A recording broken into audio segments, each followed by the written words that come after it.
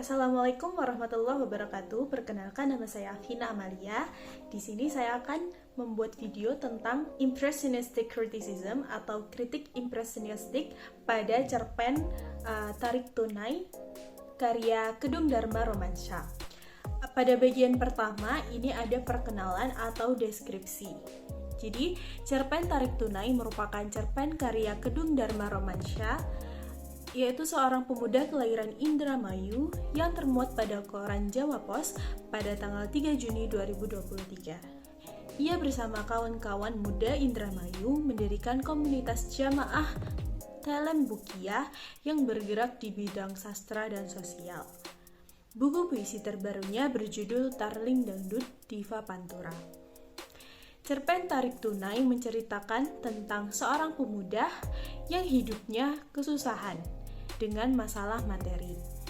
Ia merupakan lulusan S2 jurusan sastra, namun kesulitan mendapatkan pekerjaan yang tetap, sehingga ia mengandalkan penghasilan dari puisi-puisinya yang terbit, namun tidak mencukupi kebutuhannya.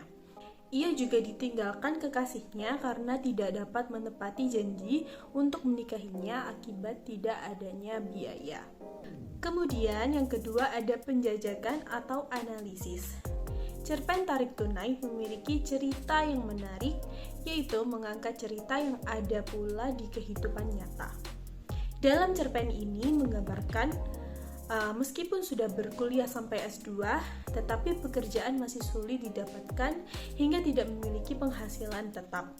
Bahkan tokoh ia merasa miris ketika penghasilannya berbanding terbalik dari temannya yang hanya tamatan SD yang berjualan gorengan, di mana temannya itu sudah mempunyai rumah sendiri, hidupnya bahagia bersama istri dan ketiga anaknya. Hal itu membuatnya berpikir bahwa hidup bahagia bisa saja tidak memerlukan gelar dan popularitas. Kemudian yang ketiga ada pendalaman atau interpretasi. Pada cerita Tarik Tunai ini terdapat adanya hal yang mengejutkan di bagian akhir cerita.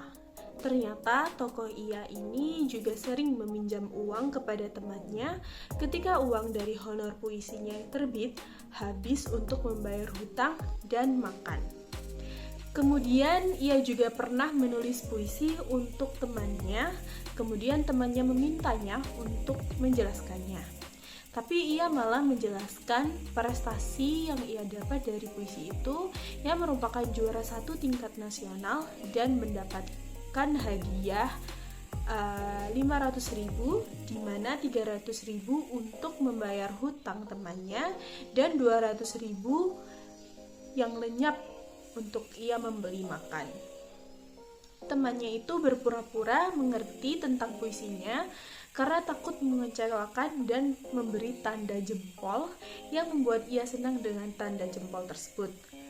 Selain itu, tokoh ia ternyata suka membuat puisi tentang hal yang ia alami. Kemudian yang terakhir ada refleksi atau evaluasi. Jadi cerpen tersebut menggambarkan fenomena yang bisa dijumpai di kehidupan nyata, yaitu orang yang berpendidikan tinggi belum tentu mudah untuk mendapatkan pekerjaan dan penghasilan yang tetap. Dan hal itu juga sering dialami orang yang berkuliah jurusan sastra karena dipandang sebelah mata. Bahkan orang yang sekolahnya hanya lulusan SD sekalipun ada yang lebih mudah mendapatkan pekerjaan dan penghasilan yang tetap. Meskipun sama-sama bekerja keras di bidang yang ditekuni dan disenangi masing-masing, tidak membuat keduanya bisa sama-sama karena zaman sekarang stigma orang lain itu dapat mempengaruhi kita mendapatkan pekerjaan dan penghasilan yang tetap. Sekian video ini saya buat. Terima kasih. Wassalamualaikum warahmatullahi wabarakatuh.